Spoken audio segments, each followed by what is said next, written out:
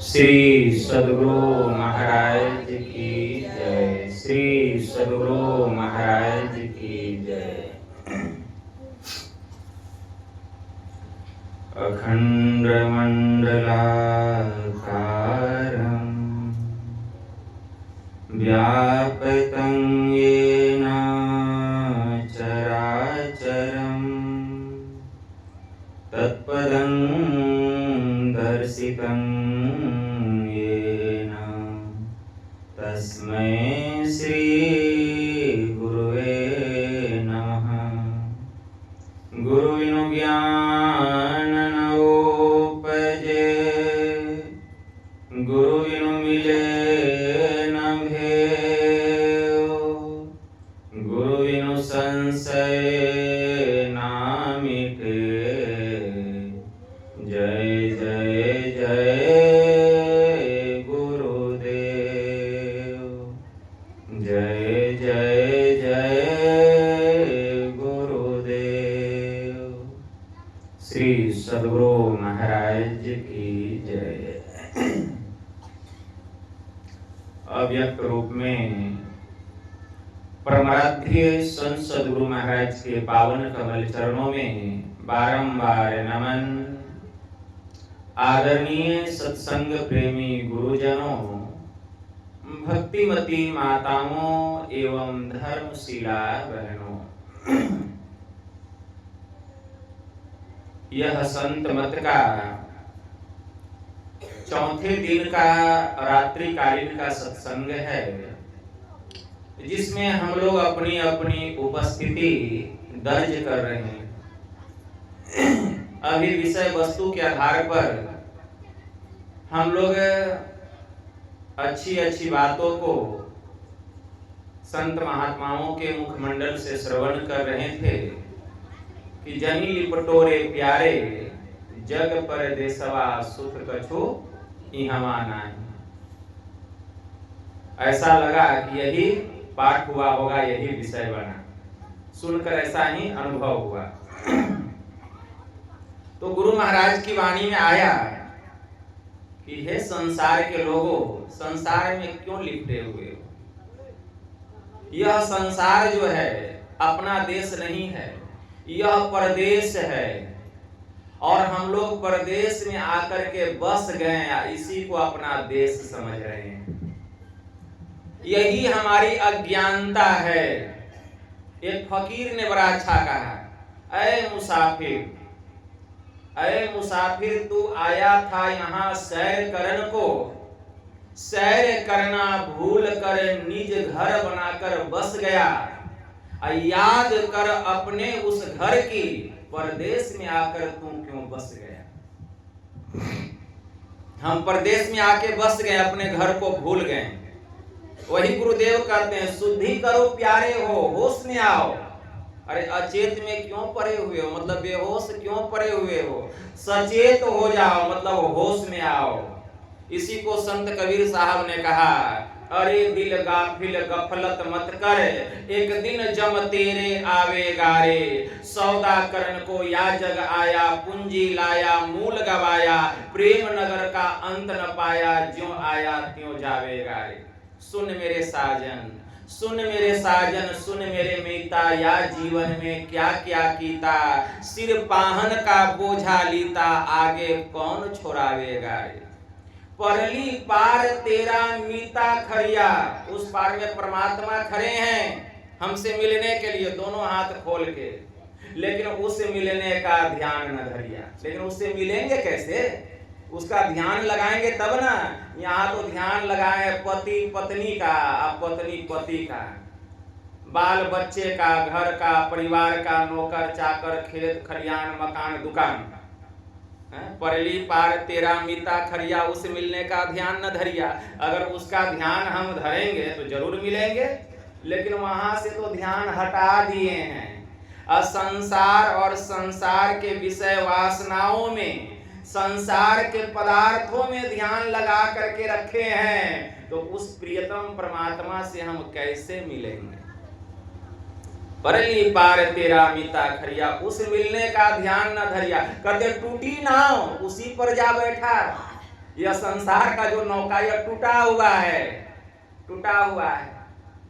एक बड़ी उच्च कोटि की भक्तिन हो गई, उसका नाम था माता मदालसा। भगवान बुद्ध की शिष्या थी, विवाह करना नहीं चाहती थी, लेकिन फिर भी भगवान बुद्ध ने कहा गृहस्थ जीवन भी बड़ा अच्छा जीवन है, गृहस्थ जीवन में रह करके भी हम ध्यान भजन कर सकते हैं, इसलिए मदालसा तुम विवाह कर लो। मदालसा का विवाह राजा ऋतुध्वज से हो गया। राजा ऋतुध्वज से होने पर भी वह बहुत दिनों तक अपने पति का संग नहीं की। एक दिन राजा ऋतुध्वज ने कहा कि हमें इस राज्य का उत्तराधिकारी चाहिए, वारिस चाहिए। अगर तुमको इसी तरह रहना था तो तुम हमसे विवाह क्यों की? हमको पुत्र चाहिए, संतान चाहिए। मदालसा कहती है कि महाराज मैं तो विवाह नहीं करना चाहती, लेकिन हमारे गुरु महाराज की आज्ञा हो गई, माता पिता की आज्ञा हो गई, इसलिए मैं विवाह कर ली। तो राजा ऋतुध्वज कहते हैं जब कर ही ली तो संसार में जैसे लोग रहते हैं वैसे रहो, मुझे संतान चाहिए, उत्तराधिकारी चाहिए। तो मदालसा कहती है कि महाराज कहीं कुलंगार संतान हो गया, इससे तो अच्छा है कि निसंतान ही रहना ठीक है।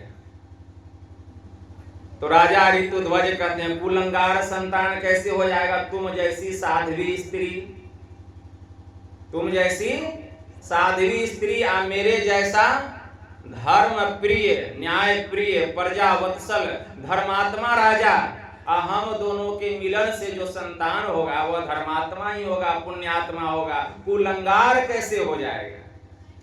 तो मदालसा तो भगवान बुद्ध की शिष्या थी, ज्ञानी थी। कहती है महाराज कहीं कहीं अपवाद भी देखने में आता है, कहीं कहीं अपवाद भी देखने में आता है। अपवाद क्या? होई भलो को पूत बुरो, आ भलो बुरो ते होए, आ दीपक ते काजल पड़े, आ कमल कीचड़ में होए। अब तो महाराज चुप हो गए, अब क्या कहेंगे? विदुषी नारी से संग हो गया है। कहते होई भलो को पूत बुरो, कहते हैं महाराज जो भले लोग होते हैं, जो धर्मात्मा होते हैं, जो पुण्यात्मा होते हैं, जो भगवान के भक्त होते हैं, देखने में आता है कि उनके घर में बुरे पुत्र का, कुलंगार पुत्र का जन्म होता है। अब भलो बुरोते हो, और जो लोग बुरे हैं, पापी हैं, उनके घर में धर्मात्मा पुत्र का जन्म होता है। महाराज दीपक ते काजल परे, जब दीपक जलता है तो काजल को जन्म देता है, प्रकाश न होता है, लेकिन पैदा क्या होता है उससे? काजल, कालिक है। दीपक ते काजल पड़े हैं तो भला से बुरा प्रकट हो गया। और कमल कीच में होए, और कीचड़ में कमल खिलता है, मतलब बुरा से भला हो गया। जैसे हिरण्यकश्यप क्या था? राक्षस था, उसके घर में प्रहलाद जन्म ले लिए, भक्त। और विश्वश्रवा मुनि के पिता का नाम था पुलस्त ऋषि, और पुलस्त ऋषि के पुत्र हुए विश्वश्रवा ऋषि, और विश्वश्रवा ऋषि का पुत्र हुआ रावण। मतलब धर्मात्मा के घर में पापी का जन्म हो गया, राक्षस का जन्म हो गया। अब राजा क्या जवाब देंगे? आप ही लोग सोचिए। कि होई भलो को पूत बुरो, आ भलो बुरो ते होए, आ दीपक ते काजल पड़े, कमल कीच में होए। तो राजा साहब हार के कहते तुम चाहती क्या हो भगवान? यह बोलो कि तुम चाहती क्या हो? तो कहती है महाराज मैं आपकी भी इच्छा पूरी करूंगी, लेकिन शर्त है। शर्त यह है कि संतान जो पैदा होगा उसका परिवरिश, उसका शिक्षा दीक्षा सब मेरे ऊपर में रहेगा। राजा साहब तैयार हो गए, ठीक है। तो होते होते दोनों के प्रेम से एक संतान प्रकट हुआ, संतान का जन्म हुआ। अब तो परिवरिश, शिक्षा दीक्षा सब तो उसी के ऊपर था, वचन के मुताबिक, शर्त के मुताबिक। तो वह अपने बच्चे को पालने पर सुला देती और उपदेश करती, शुद्धो असि बुद्धो असि निरंजनो असि संसार माया परिवर्जितो असि संसार मोह माया परित्यज्य माता मदालसा वाक्यम पुत्रम नुवाच। कि बेटा तू शुद्ध है, तू बुद्ध है, बेटा तू शरीर नहीं है, तू शरीरी है, तू शुद्ध है, तू बुद्ध है, तू निरंजन है, तू आत्म स्वरूप है। बेटा तू अज्ञानता रूपी रात्रि से जाग, यह संसार तो स्वप्नवत है। यही तेरी मां मदालसा तुझे उपदेश कर रही है। यही लोरी सुनाती जब बच्चा 5 वर्ष का होता, ज्ञानी हो जाता है मां के उपदेश को सुन के। अभी माँ ऐसा लोरी सुनाती है अपने बच्चे को, सोचती है साधु बन जाएगा, नहीं सुनाती है। उसी को ज्ञान नहीं है तो बच्चे को क्या ज्ञान देगी। वह बच्चा 5 वर्ष का होता है, भेज देती चले जाओ गुरु महाराज के पास। कहाँ? भगवान बुद्ध के पास। चला जाता भगवान बुद्ध के पास और भगवान बुद्ध के पास जाके भिक्षु बन जाता। ऐसे करते करते 3 संतान हुआ और तीनों संतान भिक्षु बन गया। राजा को बड़ी चिंता हुई, अब क्या होगा। तब राजा ऋतुध्वज निवेदन करते हैं मदालसा से, देखो देवी, इस बार जो संतान होगा उसका शिक्षा दीक्षा जो भी होगा परिवरिश उसको मैं करूंगा, मेरे ऊपर में रहेगा। तो मदालसा तैयार हो जाती, कहती है ठीक है। चौथा भी संताने हुआ, भगवान की भी कृपा की 4 बेटा। इस बार भी बेटा ही जन्म हुआ। भगवान देते हैं तो छप्पर फाड़ के, और न तो किसी किसी को 7 को बेटिए दे देते हैं। और यहाँ तो नंबर बाय नंबर बेटा बेटा बेटा, 4 बेटा। बेटा जन्म हुआ। जब बेटा जन्म हुआ तो राजा उसको अपने अधीन किए। उसको शिक्षा दीक्षा, घुड़सवारी करना, तीर चलाना, धनुष चलाना, तलवार चलाना सिखाने लग गए। वह जब कुछ बड़ा हुआ तो कुसंगति में पड़ गया, शराब पीने लगा, नर्तकी का नाच देखने लगा, मतलब नाना प्रकार के कृत्य कर्मों में वह लिप्त रहने लगा। एक दिन वह अपनी मां से कहा, मां, हमारे 3 भाई थे, तुमने मेरे तीनों भाइयों को सन्यासी क्यों बना दिया? तुमने मेरे तीनों भाइयों को सन्यासी क्यों बना दिया? हमारे पास में क्या चीज का कमी था? इतना बड़ा राजपाट, धन दौलत, फिर तुमने उसको सन्यासी क्यों बना दिया? अब उसके मन में हुआ कि जिसके पास धन दौलत नहीं होता है वही सन्यासी बनता है। यही ना हो गया कि जिसको धन दौलत नहीं है वही साधु बनता है, और जिसको धन दौलत रहेगा, राजपाट रहेगा, वो सन्यासी क्यों बनेगा? उसको ज्ञान नहीं था। तब उसकी मां कहती है, बेटा इस सवाल का जवाब मैं तुम्हें दूंगी, लेकिन मेरे एक सवाल का तुम जवाब दो। देखो बेटा, नदी है, नदी में 2 नाव है। एक नाव सोने की है, अब उस नाव पर सभी प्रकार का ऐसो आराम का सामान है, तोशक, तकिया, गद्दा, बिछावन सब लगा हुआ है। लेकिन बेटा उस नाव के पेंदे में एक छेद है। अब बेटा एक सूखी हुई काठ की लकड़ी की नाव है, लेकिन उसमें ऐसो आराम का कोई सामान नहीं है। लेकिन बेटा उसमें कोई छेद नहीं है, तुमको नदी पार करना है, किस नाव पर बैठोगे? तुरंत कहता है, माँ मैं तो सूखी लकड़ी की नाव पर बैठूंगा। क्यों बेटा? सोने की नाव है, ऐसो आराम का सब सामान है, उस पर नहीं बैठ करके सूखी लकड़ी की नाव पर क्यों बैठोगे?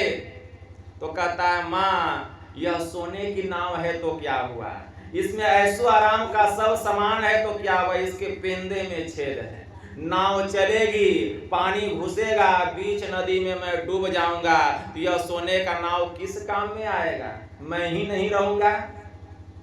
वही माँ कहती, वाह बेटा, जब इस नाव में एक छेद है तो इतना तुमको डर लग रहा है। बेटा उसी तरह से यह शरीर नाम है, और यह संसार सागर है, और संसार का जो विषय है यही जल है, और इस शरीर रूपी नाव में बेटा तुम्हारा 9 छेद है। 9 छेद, 2 आंख का, 2 कान का, 2 नाक का, 1 मुंह का, 1 पेशाब पखाना 2 करने का, कितना हो गया? 9। और इस 9 छिद्र के द्वारा इस शरीर रूपी नाव में संसार का विषय रूपी जल घुस रहा है। बेटा तुम इस भवसागर में डूब रहे हो और एक दिन तुम्हारा राम नाम सत्य हो जाएगा बेटा। फिर यह मनुष्य का शरीर होश में मत रहना कि तुमको मिलेगा। त्रियक योनि में चले जाओगे, 84 लाख योनि में भटकना पड़ेगा।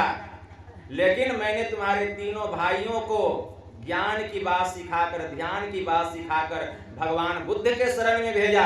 वो भजन भेद देकर के ध्यान किए और 9 द्वारों को बंद कर दिए। 10वें द्वार में प्रवेश कर गए, जिस द्वार होकर के सीधे परमात्मा के पास जाया जाता है।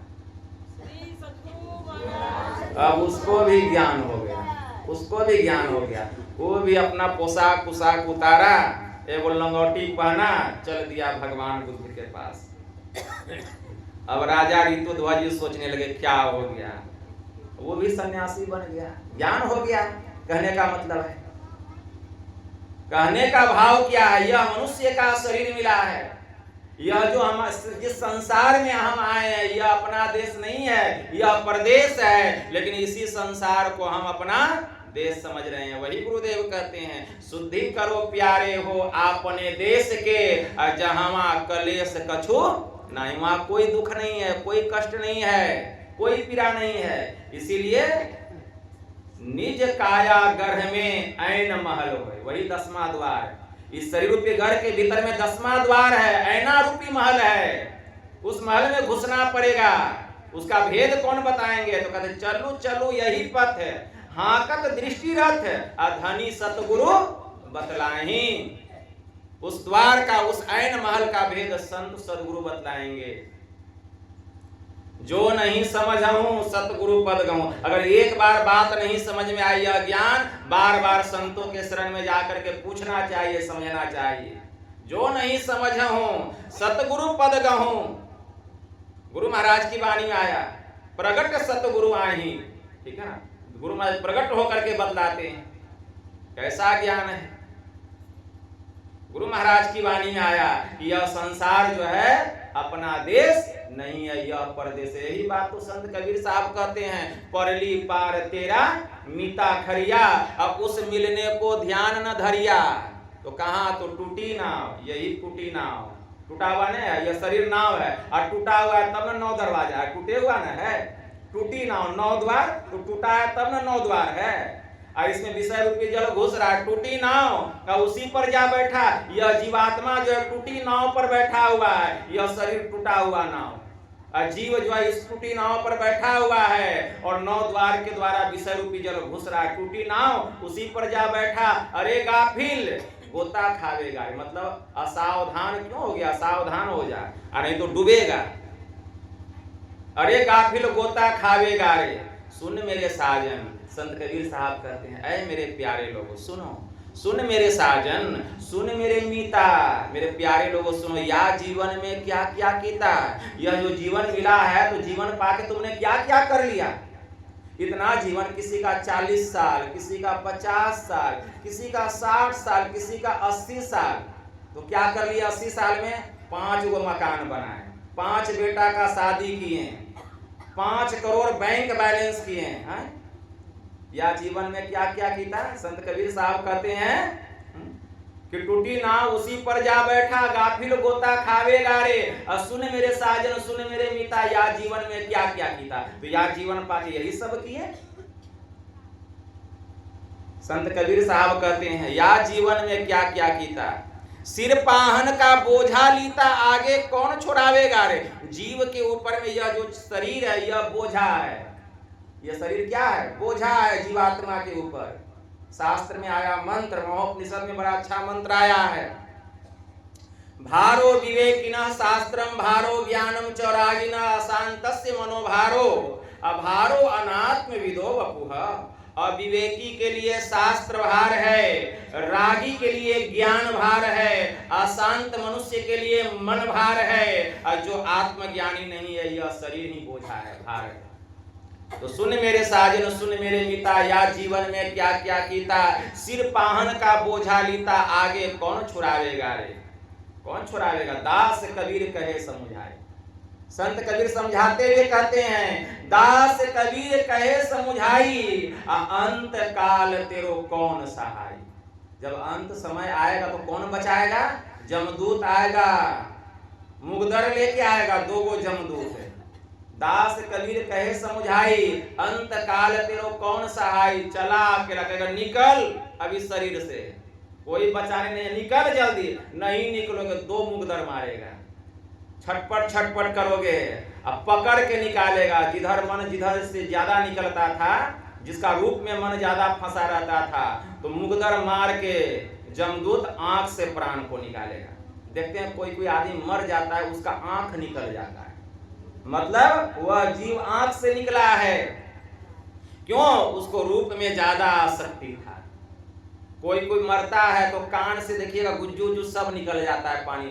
क्यों? जीव कान से निकाला जमदूत मार के उसको। क्यों?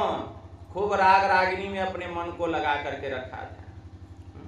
किसी का जब शरीर छूटता मरता है तो पखाना कर देता है, कोई पेशाब कर देता है, उसी अंग के द्वारा उसका प्राण निकलता है। तो दास कबीर कहे समुझाई, अंत काल तेरो कौन सहाय। कौन सहायता करे? चला अकेला, चलो अकेले जाना पड़ेगा, कोई साथ में नहीं जाएगा। कितनी सुंदर पत्नी हो, पति के साथ नहीं जाएगी। कितना सुंदर पति हो, पत्नी के साथ नहीं जाएगा। बेटा के साथ माँ नहीं जाएगी, माँ के साथ बेटा नहीं जाएगा, अकेले जाना पड़ेगा। दास कबीर कहे समुझाई, अंत काल तेरो कौन सहाय। चला अकेला संग न कोई, अकेले जाना पड़ेगा। अब किया आपना पावेगा रे। आप जीवन में जितना काम किए हैं अच्छा बुरा, उस कर्म के अनुकूल वहां फल भोगना पड़ेगा। भगवान महायुगेश्वर श्री कृष्ण ने श्रीमद् भगवत गीता में अर्जुन से कहा, यम यम वापी स्मरण भावम त्यजत्यन्ते कलेवरम तम तमे वैति कौन्तेय सदात भाव भावितः। कि हे अर्जुन, जीवन भर जो व्यक्ति जिस काम में अपने मन को लगा करके रखता है, अंत काल में उसी का ख्याल आता है और उधर से ही जीव निकल जाता है।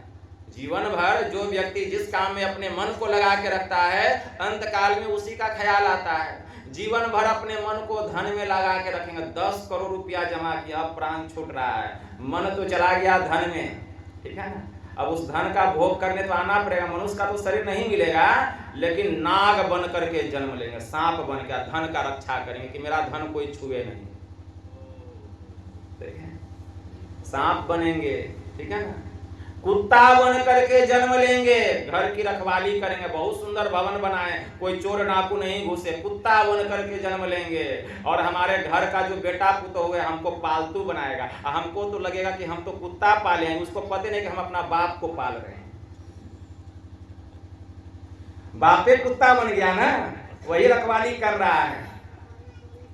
तो चला अकेला संग न कोई, किया अपना पावेगा रे। तो जैसा हम कर्म करेंगे उसके अनुकूल फल भोगना पड़ेगा। इसलिए जीवन भर भगवान ने कहा कि हे अर्जुन, जीवन भर तू अपने चित्त को मुझ में इतना लगा दे कि अंत काल में तुझे मेरा स्मरण हो, तुझे मेरा ख्याल हो। तब क्या होगा? भगवान ने कहा, प्रयाण काले मनसा चलेन भक्त्या युक्तो योग बलेन चेव भ्रोर मध्ये प्राणम अवश्य सम्य कस्य तम परम पुरुषमुपेति दिव्यम। देह त्याग के समय अगर कोई साधक भक्ति युक्त होकर दोनों भवों के मध्य में अपने चित्त को लगाकर अगर इस देह का परित्याग करता है तो मेरे दिव्य लोक में जाता है और दीर्घ काल तक वहां सुख भोगता है। प्राप्य पुण्य कृताम लोकानुसित्वा शाश्वती समा सूची नाम श्रीमताम गेहे योग भ्रष्टो भी जायते। हे अर्जुन, कितना ही योग भ्रष्ट योगी क्यों न हो, जितने दिन तक उसने शुभ कर्मों को किया है, ध्यान सत्संग किया है, उस पुण्य के प्रताप से पुण्यवानों के लोकों में जाता है। दीर्घ काल तक सुख भोगने के बाद पुनः श्रीमान के घर में या जोगी कुल में पुनः जन्म लेता है। जहां से उसकी भक्ति छूटी हुई है, पुनः वहां से वह अपनी भक्ति प्रारंभ करता है। यह बात सत्य है, इसको कोई नहीं काट सकता है। इसलिए हम लोग भक्ति करें, संयम में रह के, तब हमारा कल्याण होगा। यही थोड़ा सा हम आप लोगों को सुना दिए। बोलिए प्रेम से श्री सद्गुरु महाराज की जय। आरती संग